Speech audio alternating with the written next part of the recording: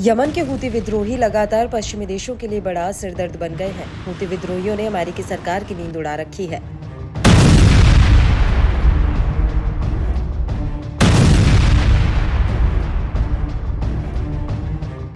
अमेरिकी नौसेना के युद्धपोतों और व्यावसायिक जहाजों पर लगातार मिसाइलों और ड्रोन से हमला कर रहा है। अमेरिकी राष्ट्रपति जो बाइडेन भी कह चुके हैं कि अमेरिका सेकेंड वर्ल्ड वॉर के बाद सबसे बड़ी लड़ाई लड़ रहा है। हाल में हूती विद्रोहियों ने फिर से लाल सागर में आतंक मचाया। इस बार हूती विद्रोहियों ने पनामा के झंडे वाले एक तेल टैंकर को निशाना बनाया था।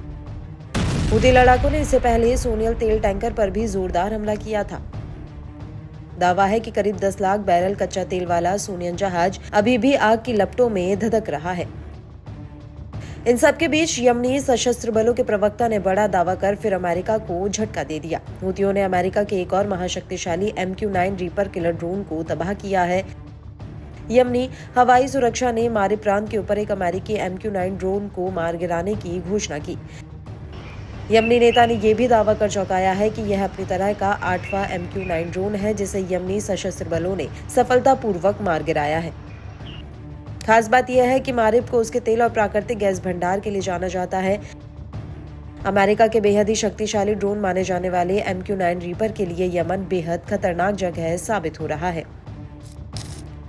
ये एक अत्यधिक उन्नत अमेरिकी मानव रहित हवाई वाहन है। ये दुश्मन खेमे की खुफिया जानकारी इकट्ठा करने और हमला करने की ताकतों के लिए जाना जाता है। एक MQ-9 ड्रोन की कीमत लगभग $3 करोड़ होती है। ये ड्रोन 50,000 फुट तक की ऊंचाई पर लगातार 24 घंटे तक उड़ान भर सकता है। نجحت الدفاعات الجوية اليمنية بعون الله تعالى في إسقاط طائرة أمريكية النوع MQ-9 وذلك أثناء قيامها بأعمال عدائية في أجواء محافظة مأرب. وهذه الطائرة هي الثامنة من هذا النوع والتي تنجح القوات المسلحة اليمنية في إسقاطها خلال معركة الفتح الموعود والجهاد المقدس إسنادا لغزة. إن القوات المسلحة اليمنية مستمرة في تأدية واجباتها الجهادية انتصارا لمظلومية الشعب الفلسطيني ودفاعا عن اليمن العزيز، وإنها بعون الله تعالى بصدد تعزيز قدراتها الدفاعية للتصدي للعدوان الأمريكي البريطاني والرد عليه باستهداف تحركاته العسكرية المعادية في منطقة العمليات البحرية. हूती विद्रोहियों ने अपने दावे के समर्थन में कोई तस्वीर या वीडियो फिलहाल जारी नहीं किया है, मगर साल 2014 में यमन की राजधानी पर कब्जे के बाद से हूतियों ने बड़ी संख्या में MQ-9 ड्रोन मार गिराए हैं।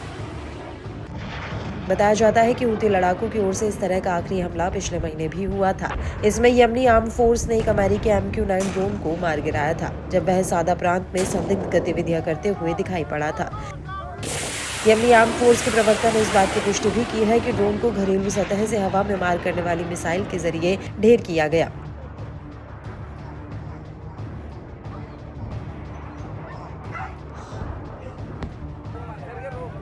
उस दौरान उन्होंने कहा था कि गाजा के समर्थन में यमनी बलों के सैन्य अभियानों की शुरुआत के बाद से मार गिराया जाने वाला ये अपनी तरह का 7वां ड्रोन है। यमनी सैन्य मीडिया ने MQ-9 ड्रोन के मलबे का फुटेज भी जारी किया था जिसे यमनी सशस्त्र बलों ने सादा के ऊपर मार गिराया था।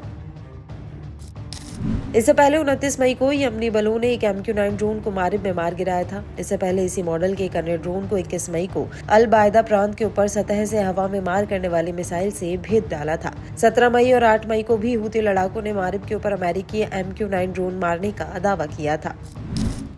इससे जुड़े कई वीडियो भी शेयर किए गए थे। मालूम हो कि यमन में निगरानी के लिए अमेरिका सालों से MQ-9 ड्रोन का इस्तेमाल कर रहा है। गौरतलब है कि ईरान से मिसाइलों की मदद के चलते हूती आसमान में हमला करने और अमेरिकी हथियारों को गिराने की क्षमता हासिल कर चुके हैं।